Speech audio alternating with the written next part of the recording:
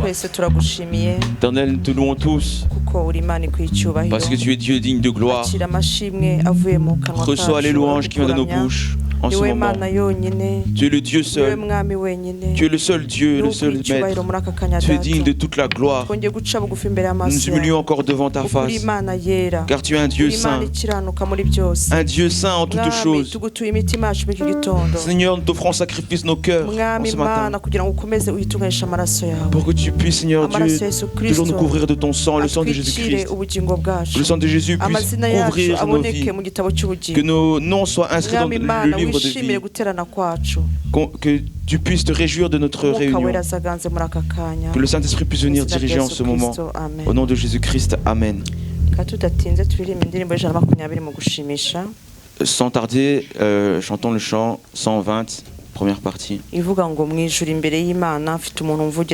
qui dit au ciel, devant le Seigneur, il y a quelqu'un qui parle pour moi. Nous avons Jésus qui intercède pour nous. Chaque instant, chaque seconde, il intercède disant, Seigneur, pardonne-leur. Il est en train d'intercéder pour nous, que Dieu soit loué.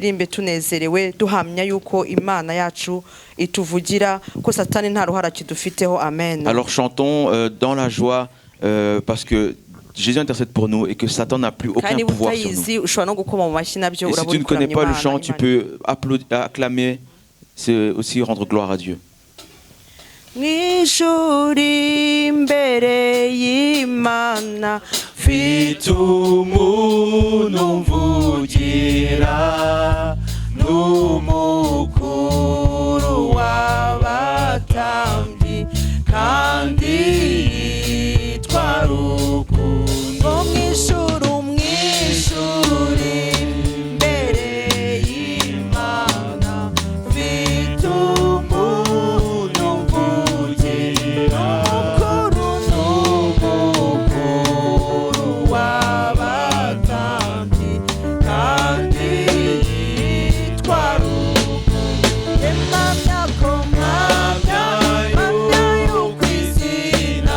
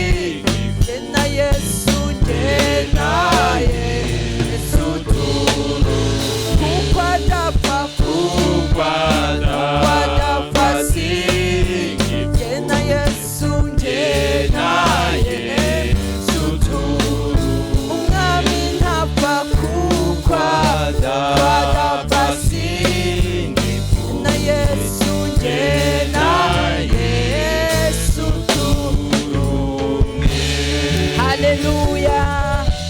Alléluia. Amen. Que Dieu soit loué, frères et sœurs. L'Éternel, le juge. C'est lui qui est le juge. C'est lui qui a le dernier mot. Et lorsqu'il me voit avec le sang de Christ, il ne me condamne pas. Mais il dit, celui-là est comme nous. Celui-là est digne. Celui-là porte un vêtement que nous désirons au ciel. Que ça puisse te faire louer le Seigneur. Disons, moi au ciel on m'accepte. La vie et la mort c'est Christ.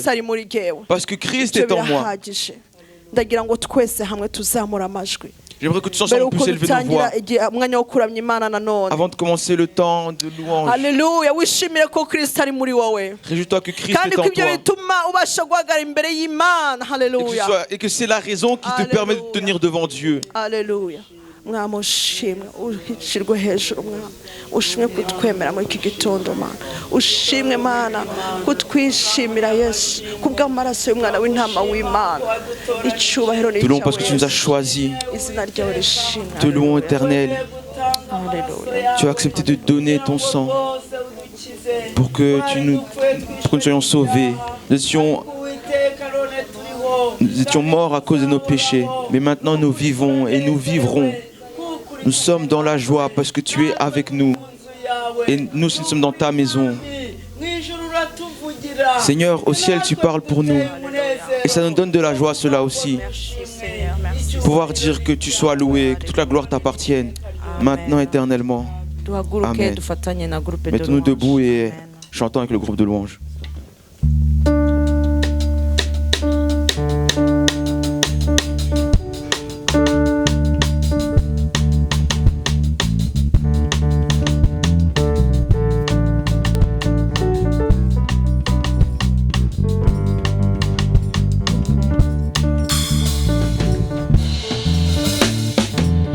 Mana dusengira komeye n'Imana itabura guseruka n'Imana yumva abayisenga iyo Mana dusengira komeye iyo Mana dusengira komeye n'Imana itabura guseruka yumva amasengesho n'Imana yumva amasengesho iyo Mana dusengira komeye iyo Mana dusengira komeye n'Imana itabura guseruka yumva amasengesho n'Imana yumva amasengesho iyo Mana dusengira komeye mu bibazo warasinzira singiza n'Imana itabura guseruka n'Imana yumva amasengesho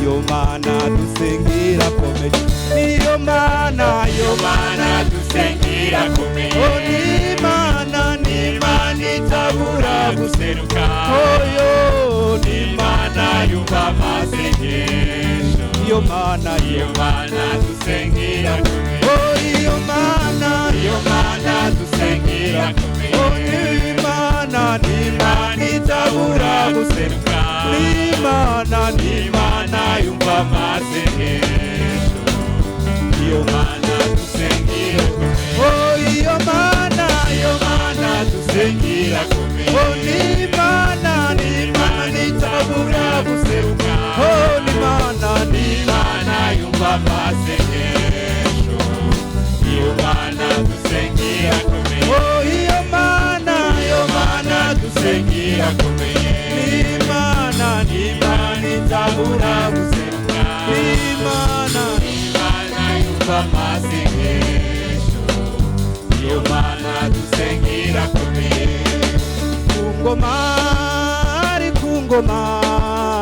ku ngoma yaranesheje urupfu yarumize bunguri umwami Yesu ari ku ngoma ari ku ngoma yaranesheje urupfu yarumize bunguri umwami Yesu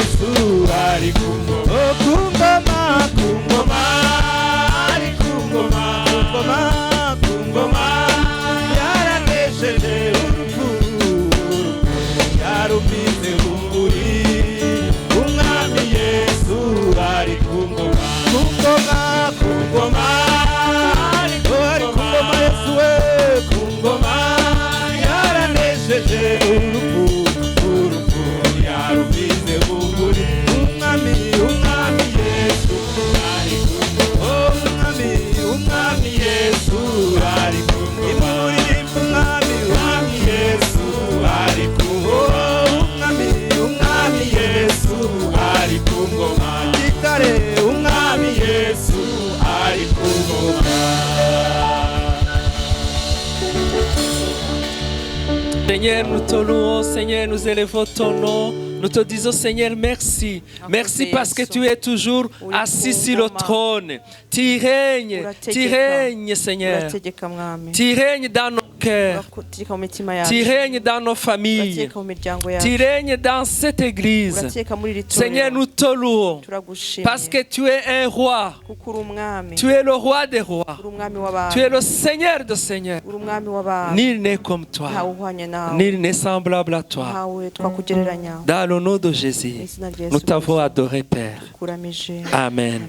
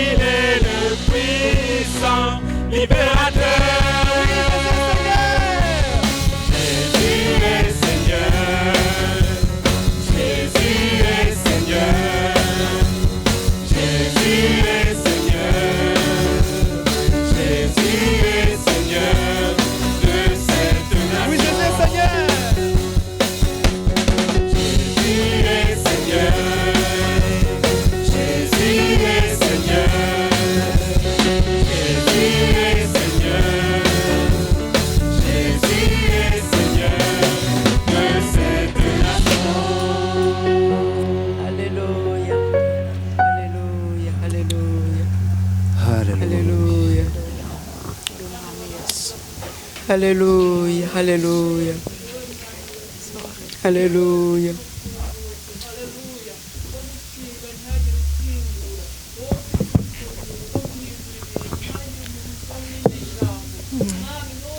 Alléluia, c'est toi qui as l'autorité et la puissance. Je te remercie pour ta puissance qui est au-dessus de tout. C'est toi, Seigneur, qui donnes la paix. C'est toi qui changes les cœurs des hommes, les cœurs durs. Seigneur, tu es capable de les changer. Seigneur, ce que les hommes ne savent pas faire, toi tu le fais. Que ton nom soit élevé. Au nom de Jésus, amen.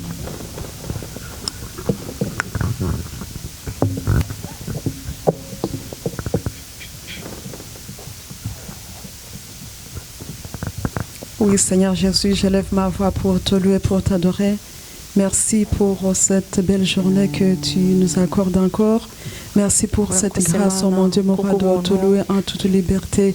Seigneur, merci. C'est toi qui as accepté de mourir à cause de nos péchés. Seigneur, tu as versé ton sang, le sang précieux, le sang saint, le sang qui a le pouvoir, oh mon Dieu, mon roi, de purifier nos péchés, d'enlever en nous, oh mon Dieu, mon roi, tout comportement, oh mon Dieu, mon roi, qui n'est pas digne de ton nom. Merci Seigneur, car à cause de toi, Seigneur, à cause de ton nom, Seigneur Jésus, tu nous as libérés. À cause de toi, Seigneur Jésus, tu as fait de nous un royaume, oh mon Dieu, mon roi, d'un peuple saint. Merci Seigneur pour ton sang, le sang de la vie, le sang de la victoire, le sang qui nous guérit de toute maladie, le sang, oh mon Dieu, mon roi, qui nous protège contre, oh mon Dieu, mon roi, les esprits impurs. Merci Jésus. Merci pour ta présence. Ta présence nous rassure. Ta présence nous guérit, Jésus. Ta présence, oh Seigneur Jésus, nous transforme. Merci Seigneur. Amen. Amen. Amen.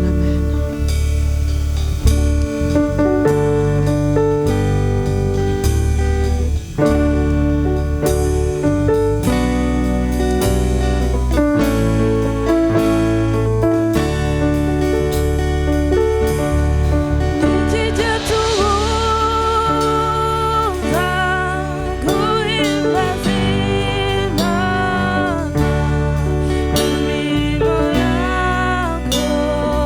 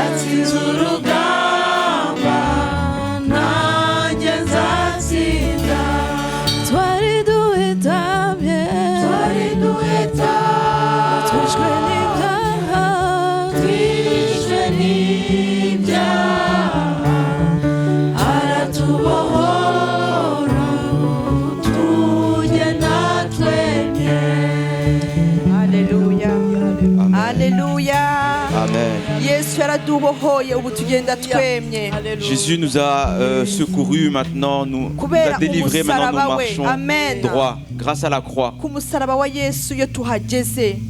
Lorsque nous arrivons à la croix de Jésus, il prend tous nos fardeaux. C'est là que nous avons la puissance, la force. C'est là que nous sommes réconfortés, nous sommes raffermis. Nous recevons encore de l'espoir. Que notre Dieu soit loué. Je vais encore te demander, mon frère, ma soeur, que tu puisses prendre encore un moment pour adorer le Seigneur dans ton cœur. Ce jour, c'est un jour où on va partager ensemble la Sainte Seine. Il faut alors que ton cœur puisse s'approcher de Dieu. Alléluia. J'aimerais que chacun puisse prier. Que nul n'élève la voix, mais que chacun puisse prier Dieu. Dis, Seigneur, mon cœur désire être avec toi. Mon cœur a besoin de s'approcher de toi. Alléluia. C'est ici, Jésus, que je viens chercher ma force. Je vais chanter un petit chant pendant que vous priez. Vous priez. Alléluia.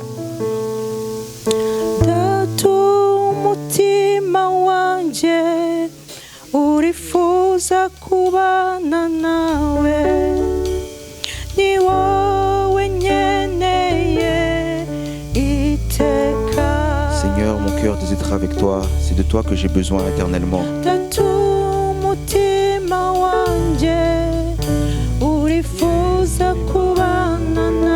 Seigneur, mon cœur désire être avec toi. C'est de toi dont j'ai besoin éternellement. C'est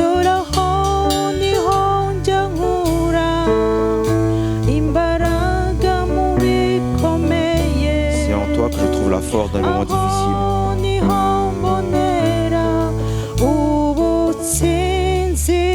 C'est en toi que j'ai la victoire. C'est là où je tire la force dans les moments difficiles.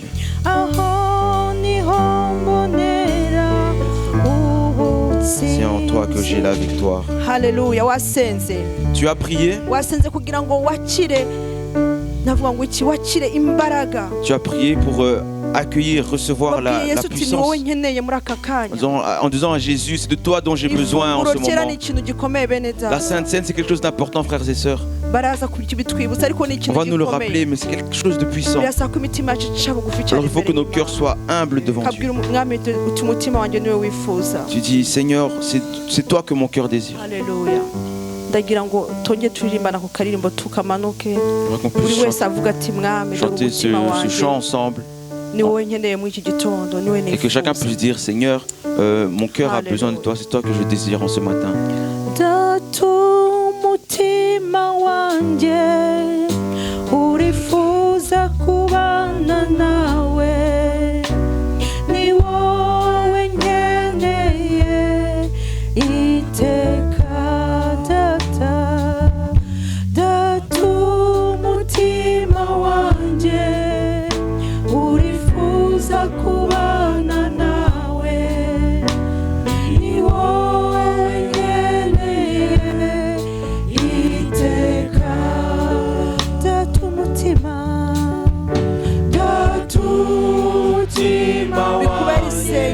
Alléluia. C'est une prière pour toi.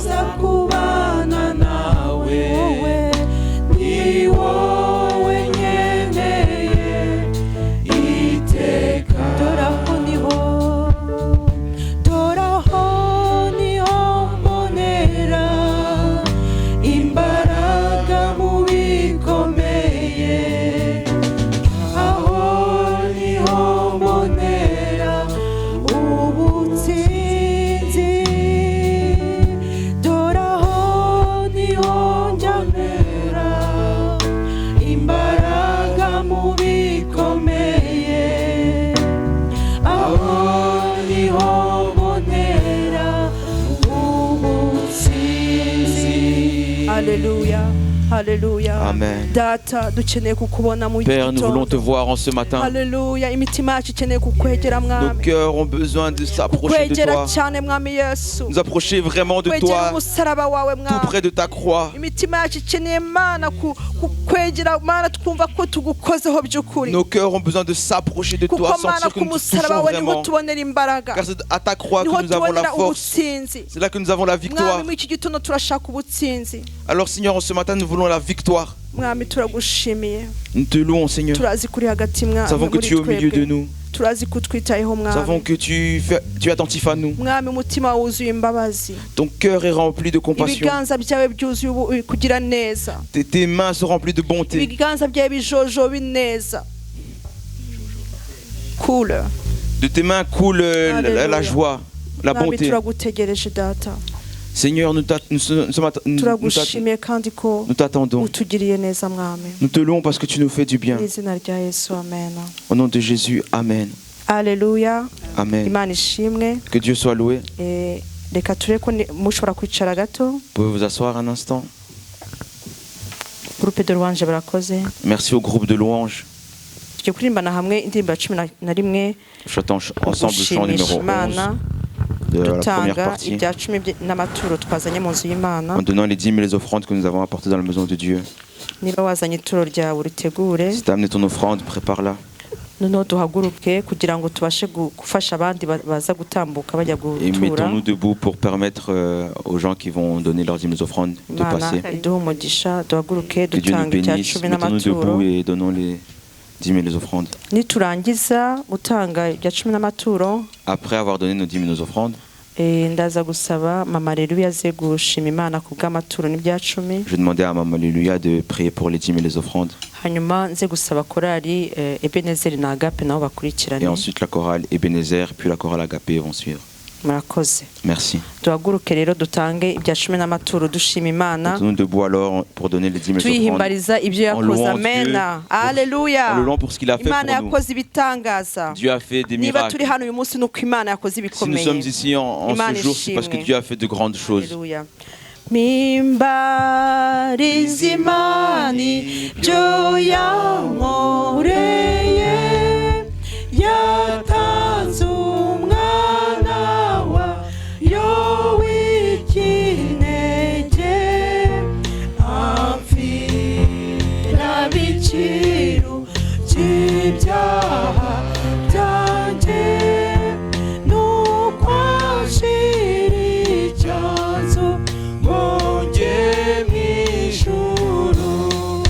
Singize, singize, Yesu wampfiriye. Singize, singize, uwo mwami wanjye. Namwe ngo nimuza bageze kwa se, mumwitabe mwese, mumusingize. Yambereye incungu igorogota, angura amaraso, sinyiru wanjye.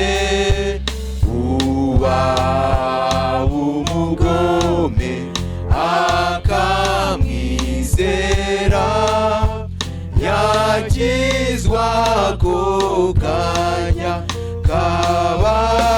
kababarirwa. Singize, singize, Yesu wampfiriye. Singize, singize, uwo mwami wanjye.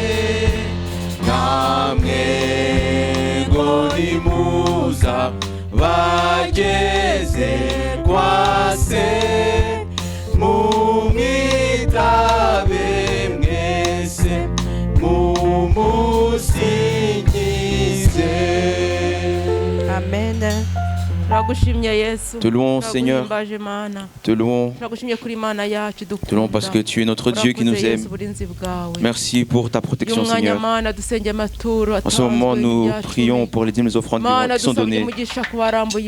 Seigneur, sois béni parce que tu as étendu ta main. Seigneur, regarde dans ceux qui travaillent, donne-leur plus. Nous prions pour les offrandes, les personnes qui vont les utiliser, pour avoir la sagesse de bien les utiliser. Nous prions pour ceux qui n'ont pas pu donner, pour que, Seigneur, la prochaine fois, tu puisses tracer le chemin. Merci au nom de Jésus. Amen. Imana yaduhamagariye ngo twezwe yaduhamagariye kwiyanduza. Imana yaduhamagariye ngo twezwe ntabwo yaduhamagariye kwiyanduza. Imana yaduhamagariye ngo twezwe ntabwo yaduhamagariye kwiyanduza. Imana yaduhamagariye ngo twezwe ntabwo yaduhamagariye kwiyanduza. Yaduhamagariye kuyikorera ntabwo yaduhamagariye kuyerera. Imana yaduhamagariye ngo twezwe ntabwo yaduhamagariye kwiyanduza. Yaduhamagariye kuyikorera ntabwo yaduhamagariye kwicara. Imana yaduhamagariye ngo twezwe ntabwo yaduhamagariye kwiyanduza. Imana yaduhamagariye ngo twezwe ntabwo yaduhamagariye kwiyanduza. Imana yaduhamagariye ngo twezwe ntabwo yaduhamagariye kwiyanduza.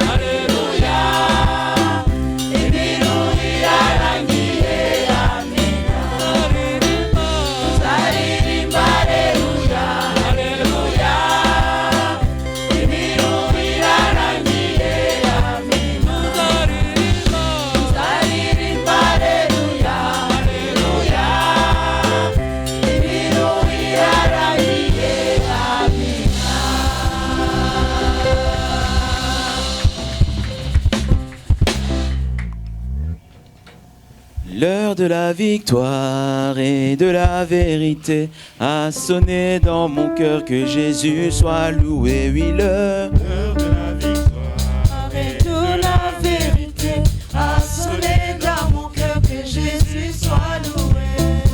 L'heure de la victoire et de la vérité a sonné dans mon cœur, que Jésus soit loué. L'heure de la victoire et de la vérité a sonné dans mon cœur, que Jésus soit loué.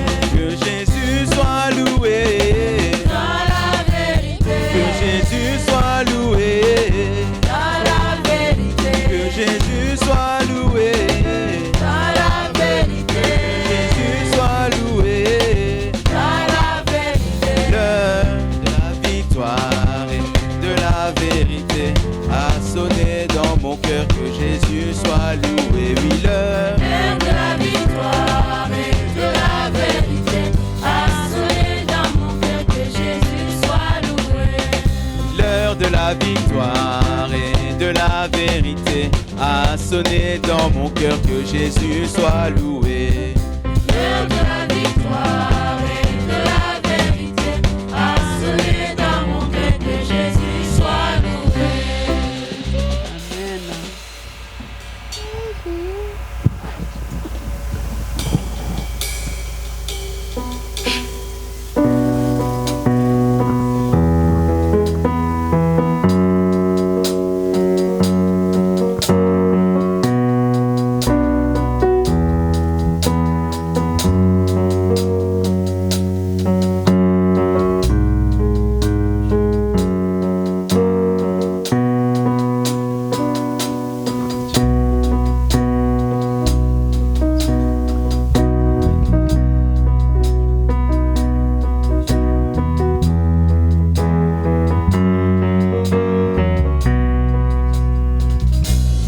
Tu m'as ébloui par tes mélodies, tu m'entoures d'un chant d'amour, chant de délivrance, chant de délivrance devant mes ennemis, et toutes mes craintes s'enfuient. Je ne suis plus esclave de la peur. Je suis enfant de Dieu. Je ne suis plus esclave de la peur. Je suis enfant de Dieu. Avant ma naissance, tu m'avais choisi, appelé par mon nom. Tu m'as adopté. Je suis à présent de ta famille. Ton sang coule dans mes veines. Je ne suis plus esclave. Je ne suis plus esclave de la peur. Aujourd'hui je suis enfant de Dieu. Je suis enfant de Dieu. Je ne suis plus esclave de la peur. Je suis enfant de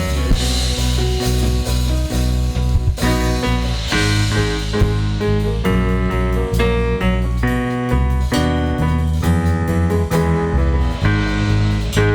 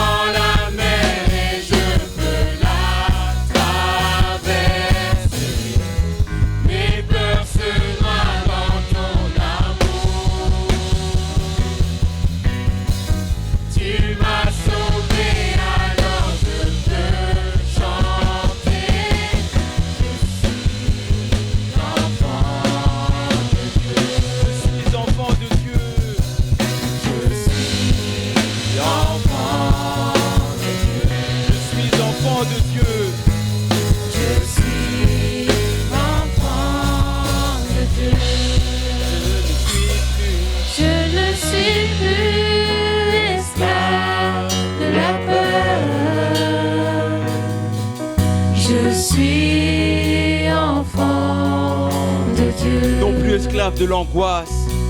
Je ne suis plus esclave de la peur. Je suis enfant de Dieu. Non plus esclave de la timidité. Je ne suis plus esclave de la peur. Je suis enfant de Dieu.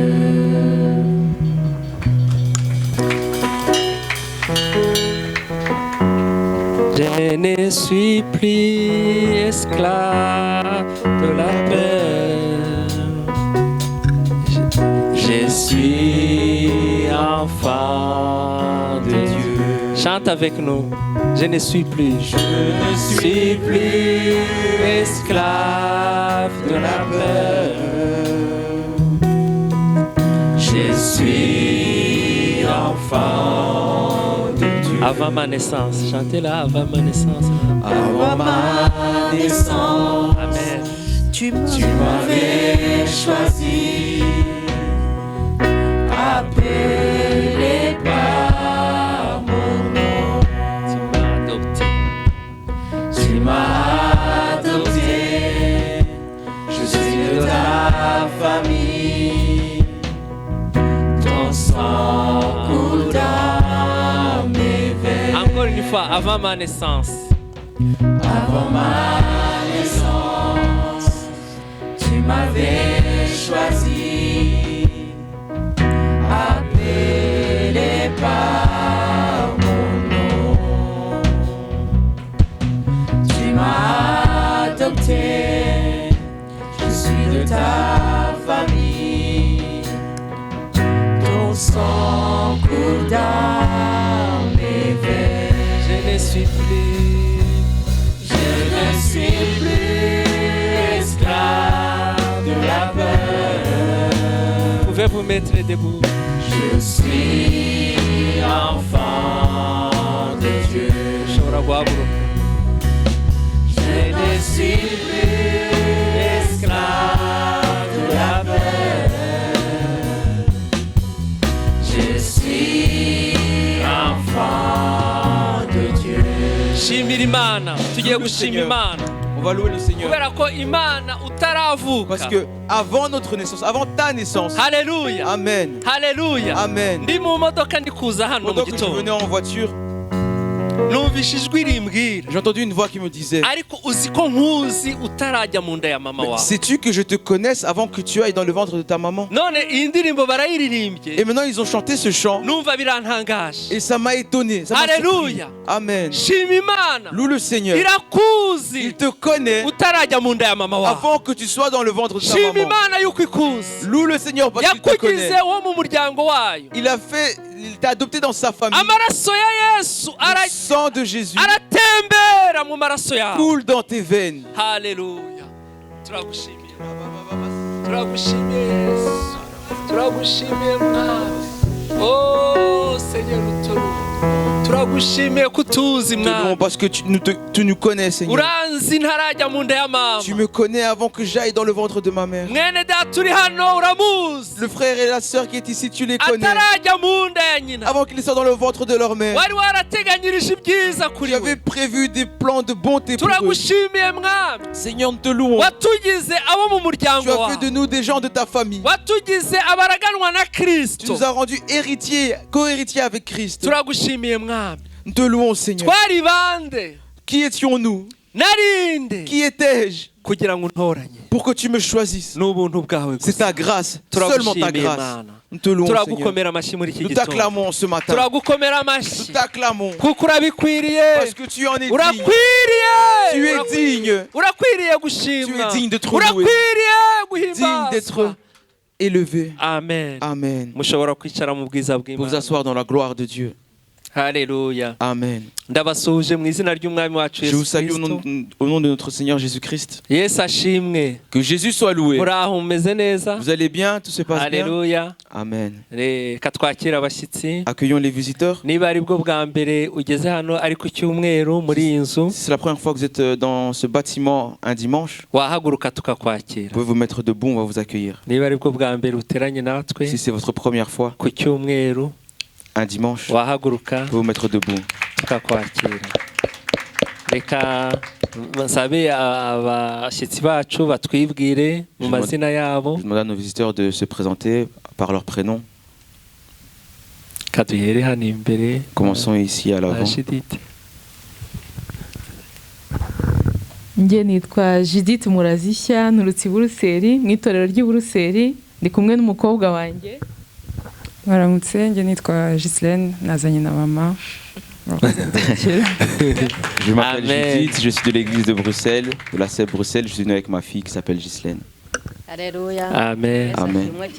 Amen. Jésus soit loué. Moi aussi je m'appelle Judith, et je viens de Liège. Amen. Je veux le Seigneur qui m'a permis Amen. d'être en celui avec vous.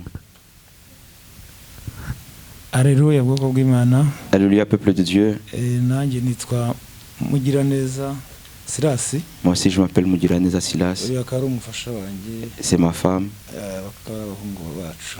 et nos Amen. garçons. Ako atahagurutse ngo yagize isoni umuhungu wanyu ko atahagurutse. Yitwa nde? Alléluia. Amen. Ntabwo ari ubwa mbere. Non, ce n'est pas la première fois. Ntacyo tudukunda abagaruka. Nitwa Swedi nkaba mvuye Liège. Je m'appelle Amen. Swedi, je viens de Liège. Amen. Haleluya. Amen. Rero abashyitsi bacu n'abimena, Judith muramuzi nyine Nos visiteurs, ni responsable wa mama muri CEP. Vous les connaissez, Amen. Judith, tu la connaissez, c'est la responsable des mamans de la CEP. Amakomite yose yahuye niwe la patronne. C'est la patronne des comités. Amen. Pour les Kandi by'umwihariko ibyiza burya no gushima umuntu akiriho. Amen.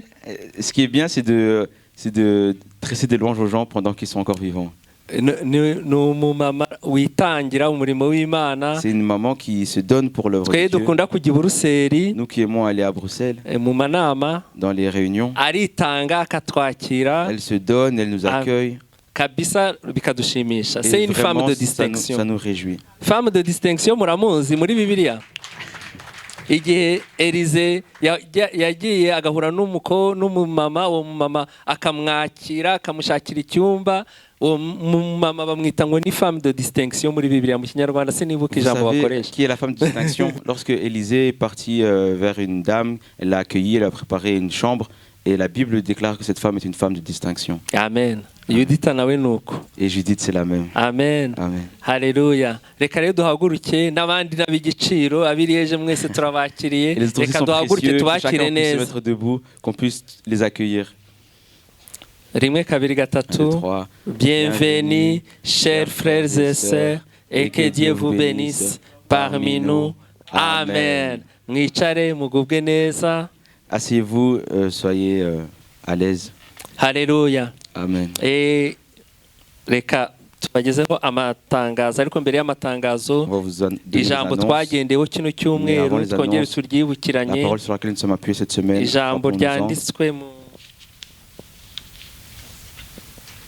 ryanditswe mu Balewi, Une parole inscrite en Lévitique, niryo jambo ryadufashije gusenga kino celle qui cyumweru. nous a aidés à prier pendant cette semaine. Abalewi igice cya gatatu umurongo wa mbere. Lévitique chapitre 3 verset 1er. Haleluya. Amen.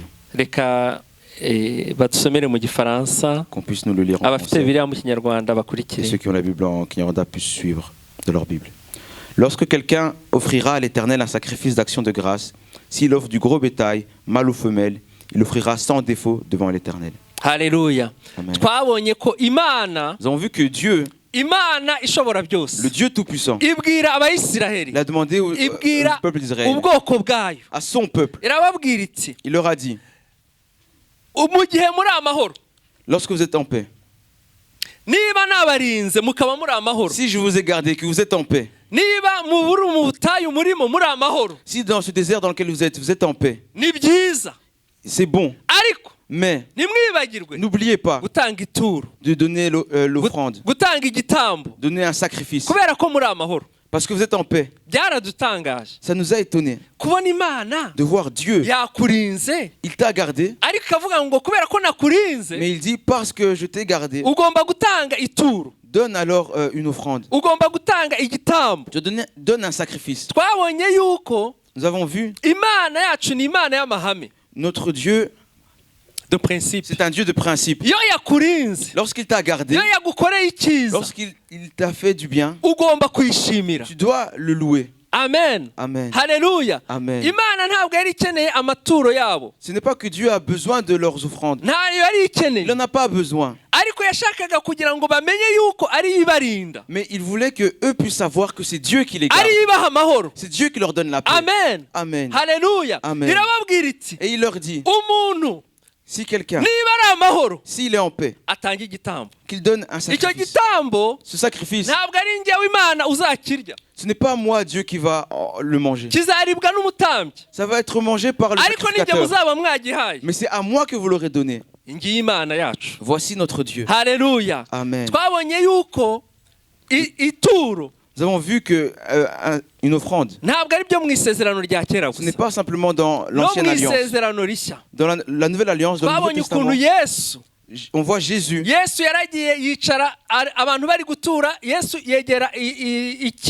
Pendant que les gens donnaient les offrandes, Jésus s'est approché du panier d'offrandes. Et regardez comment les gens donnaient. Jésus n'a pas dit non, non, non, ça c'est l'ancien système, arrêtez, ne donnez pas.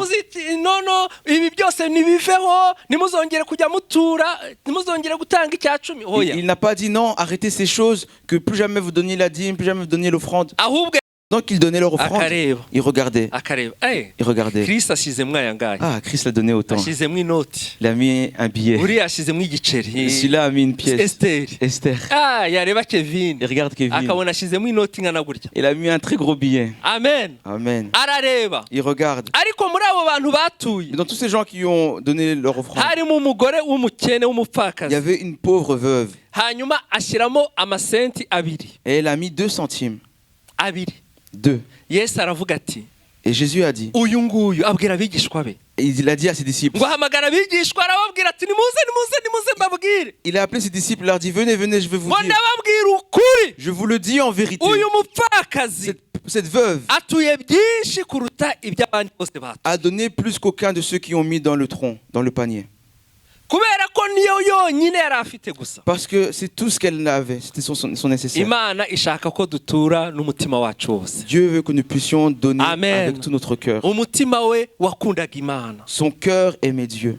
rero hari abantu bavuga ngo icya 10 ubushize navuze icya 10 hari abantu batabyumvishe neza ngo mwisezerano hari inyico z'ubuyobe ngo mwisezerano rya rishyashya nta cya 10 kiriho. La dernière fois j'ai parlé de la dîme, les gens ont dit que il y en a qui n'ont pas bien compris, ils ont dit que il y a un faux enseignement qui dit que la dîme c'est pour l'ancienne alliance. Mais dans la nouvelle alliance, au jour de la Pentecôte, l'église est née. Après la naissance de l'église, eux ils ont dit, si tu reçois un salaire, si tu vends une parcelle de terre, tout ce que donc tu as, donne-le, ramène à l'église. Tout. 100%. 100%. Ce n'était pas 10%. Donc si tu amènes tout à l'église, vont encore te demander ta dîme. Vous ne me répondez pas. Tu as amené 100%. Où tu vas te trouver encore 10%. C'est pourquoi on ne parle pas beaucoup de la dîme. Parce qu'ils amenaient tout. Et nous donnons 10% et les 90% Amen. Pour nous. Et si Dieu leur dit, lorsque vous offrez un sacrifice, donnez un sacrifice sans défaut. Amen. Si tu donnes la dîme, donne la dîme complète. Ne diminue pas. nutanga ituro risanzwe Tu donnes une offrande kuko uri amahoro parce que tu es en paix. tanga ituro rishyitse. Donne une vraie offrande. Amen.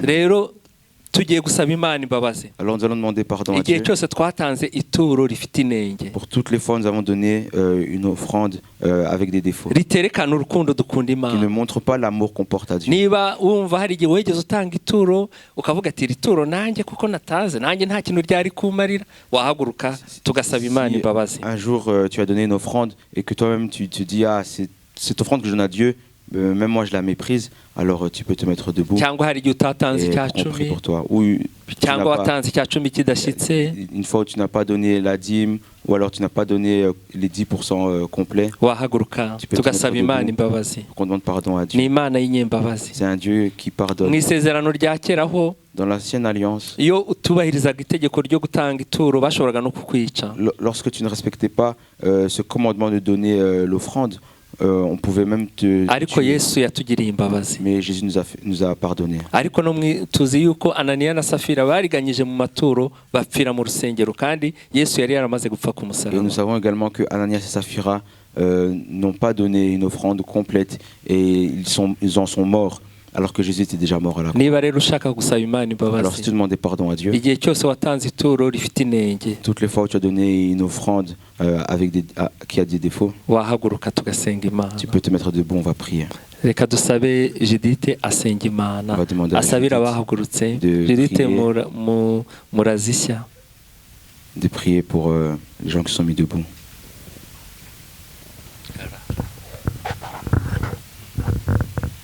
uri Uwiteka uri data wa twese, Tu es l'Éternel, tu es notre uri Père à tous. Imana iri hejuru y'ibyacu byose na bya bindi byagiye bitugora, Tu es le Dieu qui est au-dessus de toutes choses, même les choses qui sont difficiles pour nous. bigatuma tugaragara imbere yawe tudakwiye ndetse tukazana amaturo atakunezeza. Ces choses difficiles qui nous ont poussés à ne pas amener les offrandes qu'il faut devant toi.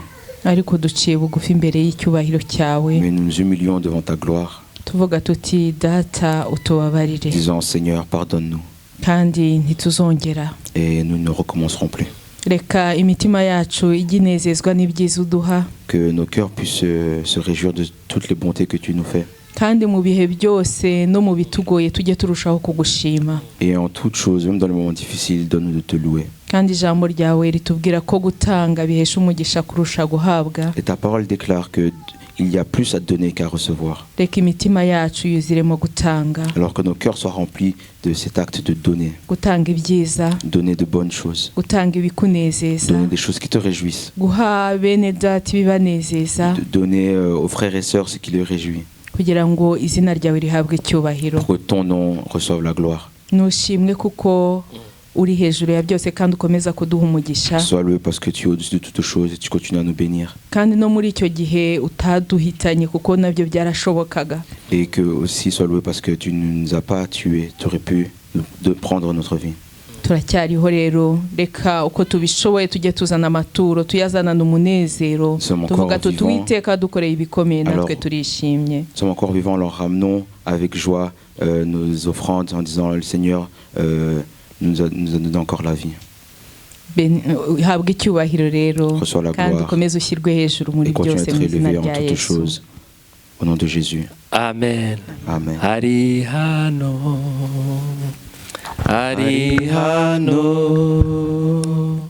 ari hano ngo aguhezagire, akuremesha gukize, niwizera ijambo ryiwe, ari hano. Haleluya.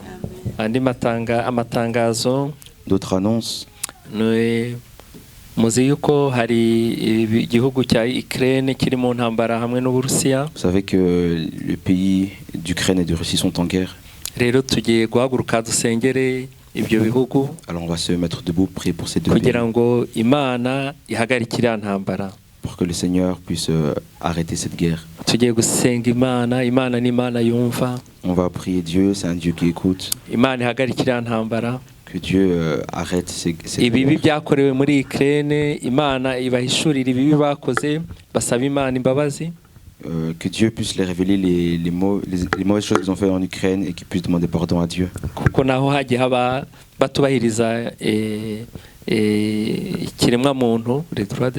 Parce qu'ils n'ont pas respecté les droits de l'homme.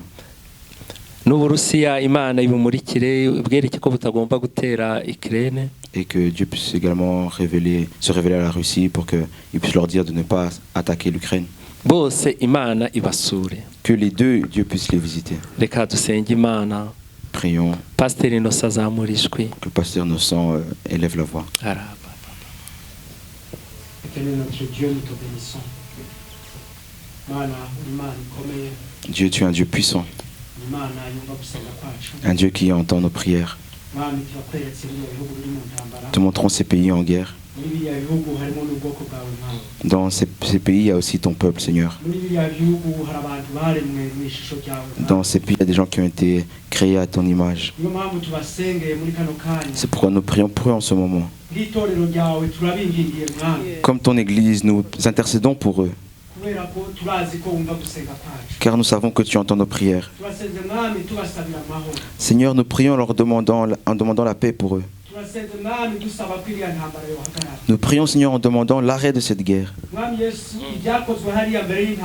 Seigneur, tout ce qui a été fait là-bas avant la guerre et tout ce qui se passe pendant cette guerre, Seigneur, pardonne-leur.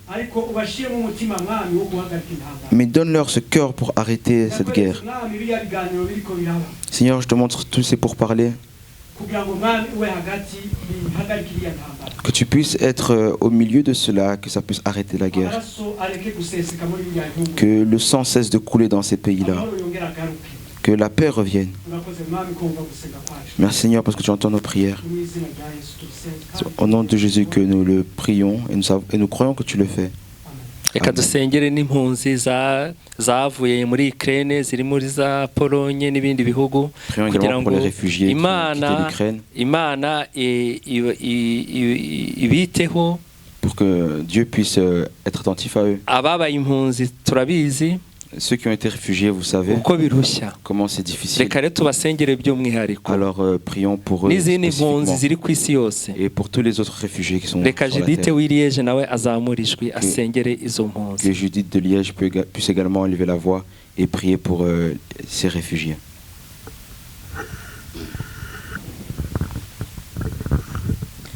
Seigneur Dieu qui a compassion. En ce moment, nous prions dans cette réunion pour que tu puisses faire grâce. Nous aussi qui avons été réfugiés, nous savons.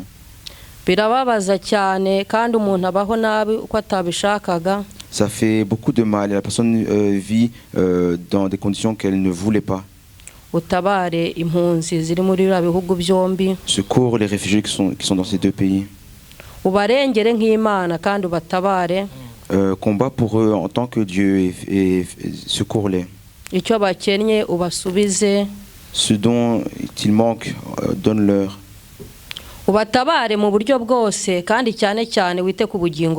Secours-les dans tous les sens du terme, mais surtout, Seigneur, secours-les dans leur vie. Donne-leur la paix du cœur. Et apprends-leur à fixer le regard vers toi, vers ton secours. Combat pour eux en toutes choses. Sois leur solution. Et à chaque fois qu'ils t'invoquent, Seigneur, réponds-leur. Nous croyons que tu peux tout. Te supplions ce jour, pendant que nous sommes réunis, que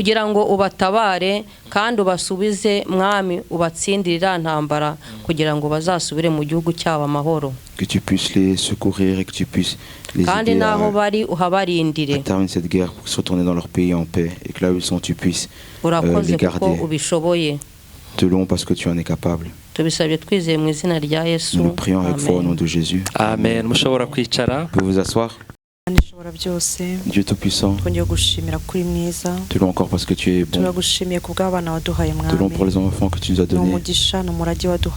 C'est une bénédiction, c'est un héritage que tu nous as donné. Et nous les mettons alors entre tes mains. Et ces enseignements qu'ils vont recevoir, nous prions que le Saint-Esprit puisse les aider à les comprendre. Et ceux qui les enseignent, tu puisses les conduire et les aider.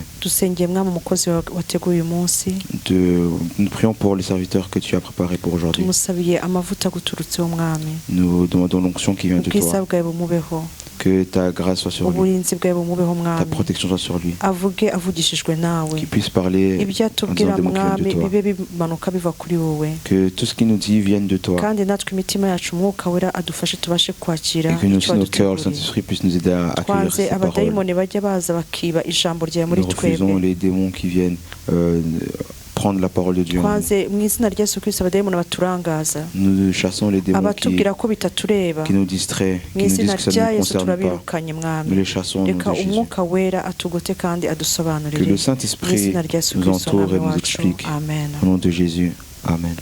Hakuna wa kufanana na Yesu. Twahaguruka ko turamara umwanya twicaye.